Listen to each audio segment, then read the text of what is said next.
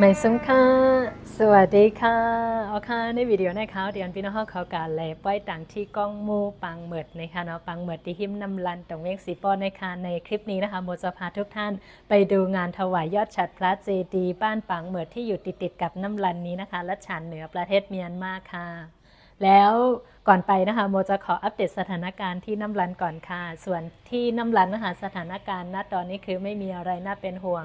สงครามก็เงียบๆไปแต่ว่าการเข้าออกคือน้ำลันนะคะเป็นทางผ่านของหลายๆเมืองไม่ว่าจะเป็นลาเซียวแล้วก็ละฉานภาคใต้เข้าออกน้ำลันคือตรวจอย่างเข้มงวดค่ะในช่วงนี้ก็จะเป็นช่วงที่ทำไร่ทำนานะคะสำหรับชาวน้ำลันก็เริ่มไถนาไถไร่กันเรียบร้อยแล้วเข้าสู่ฤดูฝนอย่างเป็นทางการเลยตอนนี้อากาศร้อนมากไม่เคยร้อนแบบนี้มาก่อนเลยทุกๆปีนะคะเย็นสบายแบบไม่ต้องใช้พัดลมเลยอะไรประมาณนี้ส่วนไฟฟ้าที่น้ำลันนะคะไม่มานานมากแล้วไม่ต้องพูดถึงเลยไฟฟ้านี่คือแบบสุดๆปีกว่าแล้วปีกว่าเลยณตอนนี้ได้ข่าวว่าอีก3ปีกว่าจะได้ไฟฟ้าอะไรประมาณนี้ประเทศเราสุดๆทุกท่านที่บ้านจะใช้ไฟโซลาร์เซลล์นะคะอย่างที่โมได้ถ่ายให้ทุกท่านได้เห็นกันโอเคค่ะงั้นในคลิปนี้ไปดูบรรยากาศงานถวายยอดฉัตรพระเจดีย์กันเลยค่ะเอาค่ะเพราะฉะนั้นก็กัดด้วยซ้ำกันค่ะ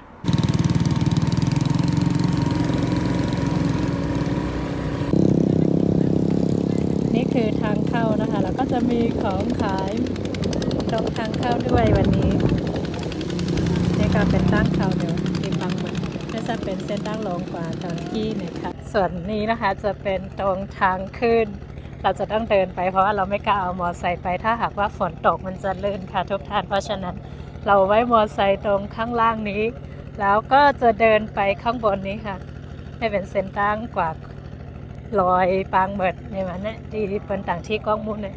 ในค่ะเนาะเส้นตั้งก็แต่ว่าที่ต่างที่จะอยู่ที่ไหนฮะที่ถวายยอดฉัตรพระเจดีย์นะคะจะอยู่ตรงนี้ค่ะเราเดินมาจากทางด้านโน้นนะคะทุกท่านเขาเตี๋ยวเขาไปมาดังปุ่นค่ะเนาะเส้นตั้งหลงในเส้นตั้งกว่าน้ำลันถ้าเนี่ยเป็นเส้นตั้งกว่าตองจีนี่คือเส้นทางไปน้ำลันทางนี้ไปตองจีนะคะแต่ว่าเราจะต้องเดินไปไกลมากเลยเดินไปเผื่อมีคนใจดีให้เราขึ้นรถบ้างเส้นทางที่เราไปนะคะเราไม่คิดว่าจะไกลแบบนี้ทุกท่านนี่จะอยู่บนยอดภูเขาตรงนี้ค่ะจะอยู่ในลอยที่ไหนคะเนาะสังเกตนะสาพอมากับพี่เขานะคะโชคดีนะคะเราได้เจอเจ้าอาวาสนะคะใจดีให้เราขึ้นรถมาด้วยการลียากาจะฉะ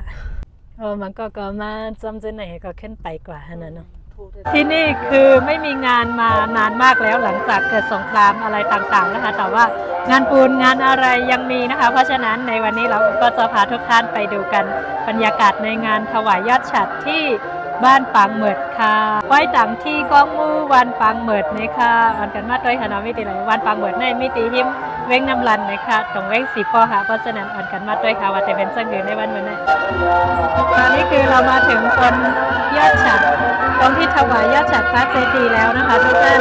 วันนี้บรรยากาศคนเยอะเหมือนกันค่ะเจอคนเขตเราพอดีเลยดีมากอ๋อมันสาก้ายังค่ะ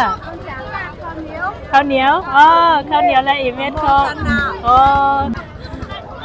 ที่นี่มีโรงทานด้วยนะคะนี่คือข้าวต้มแหลมค่ะทุกท่านนี่เป็นข้าวต้มแหลมสาก้าข้าวต้มแหลมนะเขาอยากคู่แหยาก็เอียงท่านน่ะพักน้ำโกข้าวเหนียวหมักมงสนาบนี่คือยำมะม่วงแต่ว่าทานกับข้าวได้เลยอร่อยมากเขาจะยำใส่ถั่วลิสง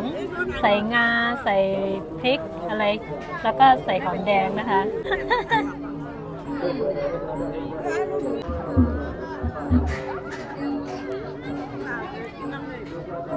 อร่อย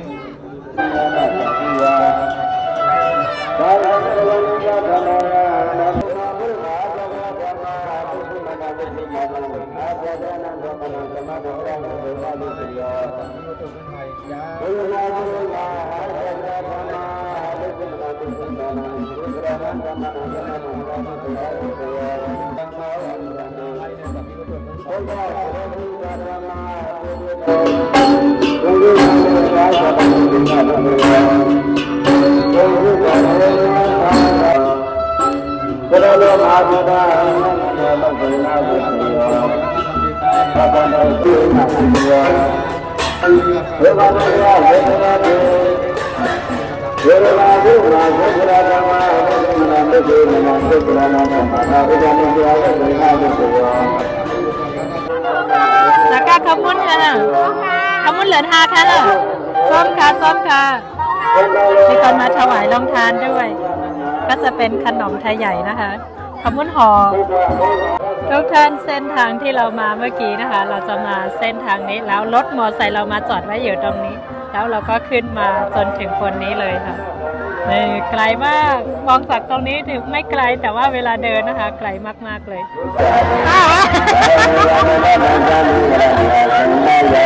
อาเลีย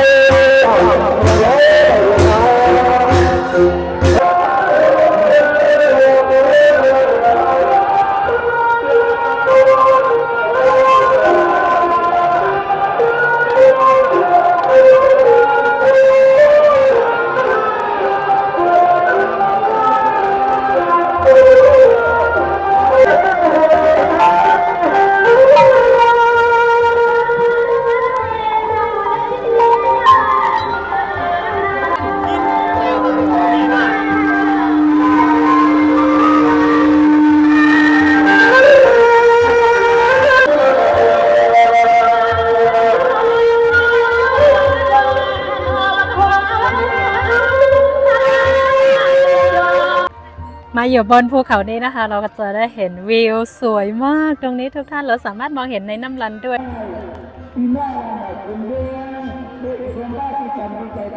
อันนี้ที่เรามองเห็นอยู่ตอนนี้นะคะจะเป็นในน้ำลันทั้งหมดเลยแต่ว่าฝนตกทำให้มองไม่เห็นในน้ำลันค่ะนะคะค่ะหันอยู่ย่ำเหลือในก็แต่เป็นเว้งน้ำลันนะคะก็หนาว่าฮันลีค่ะเนาะย้อนเพื่อว่าฝนตกในค่ะ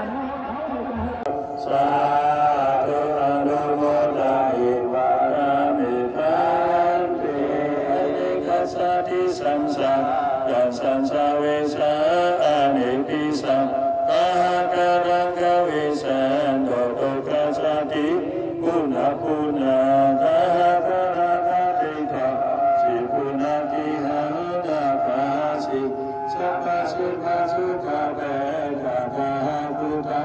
วิสังฆาตาวิสังฆาตาทังสิกันดา